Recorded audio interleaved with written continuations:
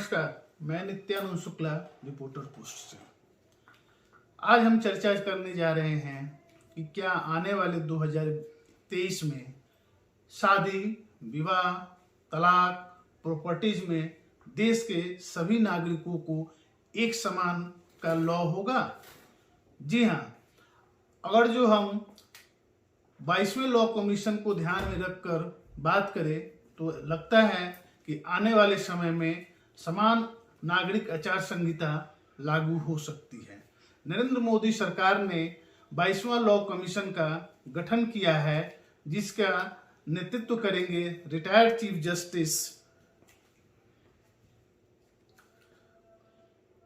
ऋतुराज अवस्थी। इसमें 5 और मेंबर्स होंगे जो कि रिटायर्ड जजेज हैं। यूनिफॉर्म सिविल कोड भारत में आज़ादी के बाद से ही इस पर एक चर्चा होती आ रही है कि क्या देश के हर नागरिकों के लिए एक समान नागरिक आचार संहिता होनी चाहिए।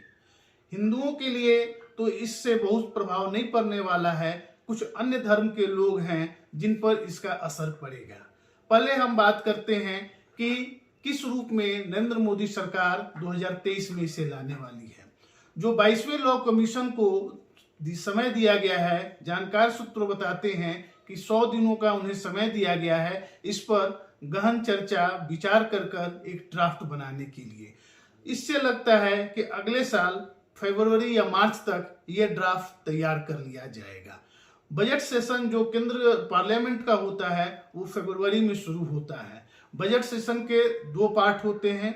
दूसरे पार्ट में उम्मीद किया जा रहा है कि बजट सेशन में इस समान आचार नागरिक संहिता को लाया जाएगा। अब लोकसभा में तो बीजेपी के पास पर्याप्त सांसद हैं इसे पास कराने के लिए। राज्यसभा में भी बीजेपी कोशिश करेगी कि इसे पास कराया जाए। बीजेपी का यूसीसी यूनिफॉर्म सिविल कोड जिसे कहा जाता है, ये आज से नहीं लगभग 30-40 वर्ष से उनके मैनिफेस्टो का पार्ट रहा है। अभी चुनाव मौसम का दौर चल रहा है। बीजेपी ने हिमाचल में और गुजरात में घोषणा किया है कि अगर जो उनकी सरकार वहां दोबारा बनती है तो वो अपने राज्य में यूनिफॉर्म सिविल कोड लाएंगे। हालांकि इसके पहले इस साल के शुरू में हुए 5 राज्यों के चुनाव में उत्तराखंड में इन्होंने इसी तरह का वादा किया था। उत्तराखंड में भी एक कमेटी का गठन किया गया है जिसका अभी रिपोर्ट आना बाकी है। आज हम चर्चा करते हैं आखिर यूनिफॉर्म सिविल कोड है क्या और इससे किसको परेशानी हो रही है। यूनिफॉर्म सिविल कोड है क्या और इससे क्या बदलाव होंगे लोगों में।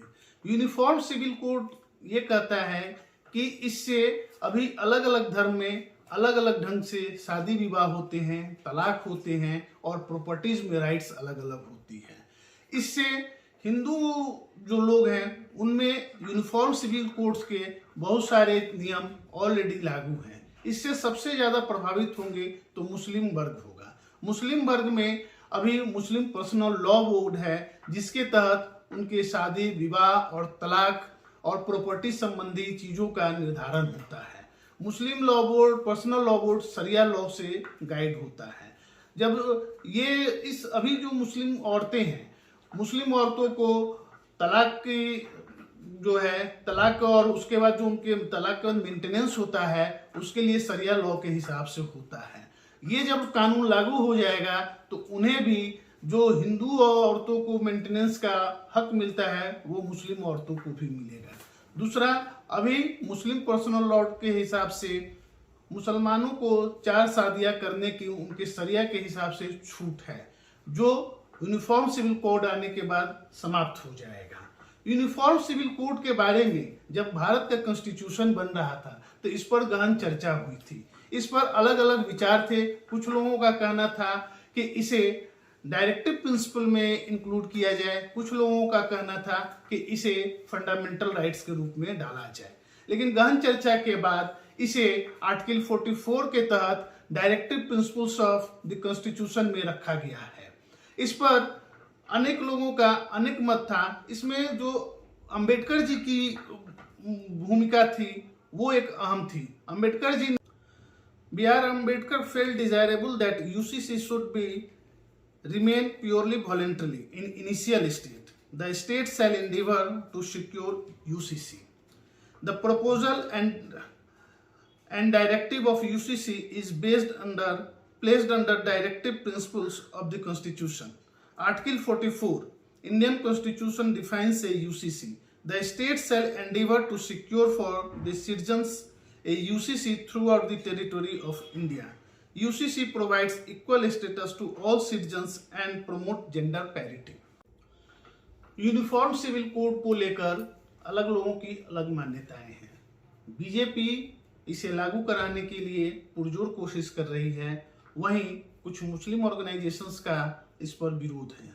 उनका ये कहना है कि यूनिफॉर्म सिविल कोड लाने के पहले इस पर गहन चर्चा होनी चाहिए और उनके भी विचारों को इसमें इंक्लूड किया जाना चाहिए।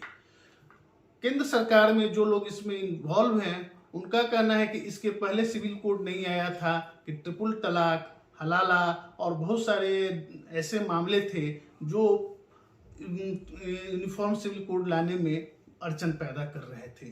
ट्रिपल तलाक का मामला सुप्रीम कोर्ट और पार्लियामेंट के द्वारा अवैध घोषित किया जा चुका है, तो उसमें से एक जो शरिया लॉ का पार्ट था जिसे भारत में माना जा रहा था, उसे दूर किया जा सकता है। हालांकि ट्रिपल तलाक कई इस्लामिक कंट्रियों में भी बैन है। अब ये बीजेपी का एक और तर्क है कि यूनिफॉर्म सिविल कोड हिंदुस्तान की जरूरत है और इवन इस्लामिक बहुत सारे कंट्रीज में भी यूनिफॉर्म सिविल कोड लागू है। इसलिए भारत में भी इस लॉ को लेकर किसी को आशंकित नहीं होना चाहिए और इसे पास कराने में सरकार का सहयोग करना चाहिए। यूनिफॉर्म सिविल कोड समय की मांग हो सकती है और इस पर हर पक्षों के साथ बैठकर विचार कर एक कम्प्रिहेंसिव लॉ सबके कंसेंट से बनाने की जरूरत है। इस पर आपके क्या विचार हैं? आप हमें कमेंट करें और अपना विचार व्यक्त करें। बहुत बहुत धन्यवाद।